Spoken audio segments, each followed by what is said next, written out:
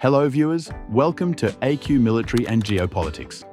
We're hitting them extremely hard, harder than anyone thought possible. Those were the words of President Donald Trump just days after the opening phase of a war that has set the Middle East on edge.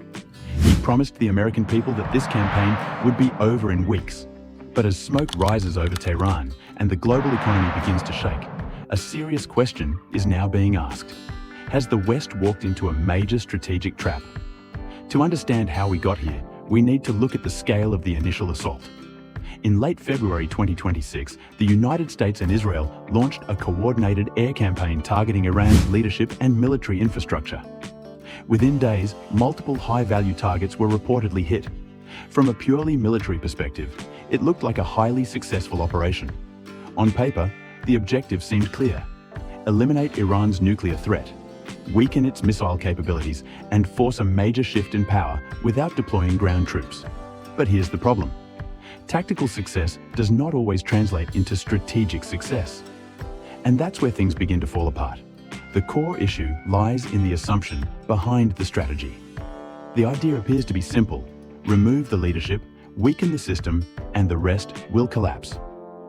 But history suggests something very different. When a country comes under external attack, populations often unite instead of breaking apart. Instead of triggering instability in favor of outside powers, it can create resistance and long-term conflict. Rather than a clean outcome, what emerges is uncertainty. Different factions, military units, and regional allies begin acting independently. Groups like Hezbollah and other networks don't simply disappear. In many cases, they become more aggressive and less predictable. And this is where the situation becomes even more complex. While the United States dominates in conventional air power, Iran is not fighting a conventional war. It is using asymmetric tactics designed to target something far more sensitive: the global economy. The most critical point in this strategy is the Strait of Hormuz. This narrow waterway carries nearly 20% of the world's oil supply. Within hours of escalation, disruptions in this Atlantica can send shockwaves across global markets.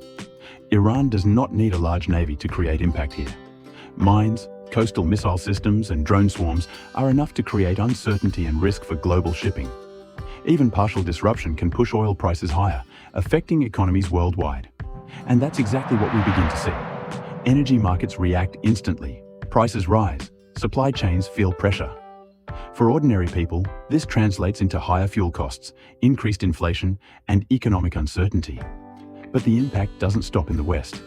Major Asian economies depend heavily on energy from the Gulf region.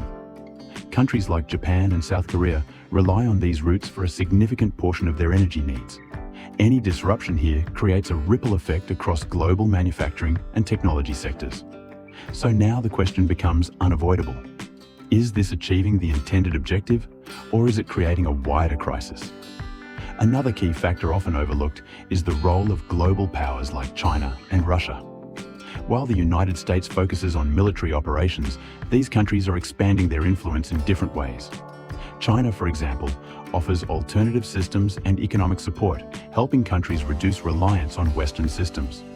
Russia, on the other hand, brings military experience and strategic coordination. Together, they create a support structure that makes it harder to isolate Iran completely. For them, this conflict serves a different purpose. It diverts US attention, stretches resources, and shifts global narratives. Instead of weakening their position, it may actually strengthen their long-term influence. Now let's look at the original objectives. The goal was security, stability, and deterrence. But what is actually happening on the ground? Instead of stability, we are seeing the risk of fragmentation. Instead of deterrence, we are seeing continued escalation. Without a clear long-term plan, removing central leadership can create a power vacuum. And power vacuums are rarely stable. In such situations, multiple groups compete for control. Conflicts spread. Borders become less secure, and the situation becomes harder to manage over time. We are already seeing signs of regional spillover. Tensions are rising across neighboring areas. Different actors are getting involved. The possibility of a wider conflict is no longer theoretical. It is becoming increasingly real. At the same time, the economic cost continues to rise. Military operations require massive resources. Daily expenses add up quickly, and when combined with global economic pressure, the burden becomes even heavier. Back in the United States, public opinion also begins to shift. Initial support often fades when costs increase and outcomes remain uncertain. Concerns about long-term involvement start to grow. This brings us to the bigger picture. Even if early operations appear successful, the long-term outcome depends on sustainability. Can the strategy achieve lasting results? Or does it create a situation that continues indefinitely? As the conflict moves forward, one thing becomes clear. This is not a short-term operation. It is a complex, multi-layered situation involving military, economic, and geopolitical dimensions. And perhaps the most important question is this: was this the right approach? The intention may have been to eliminate a threat, but the outcome may be a prolonged period of instability. A situation where no clear victory exists, only ongoing pressure and risk.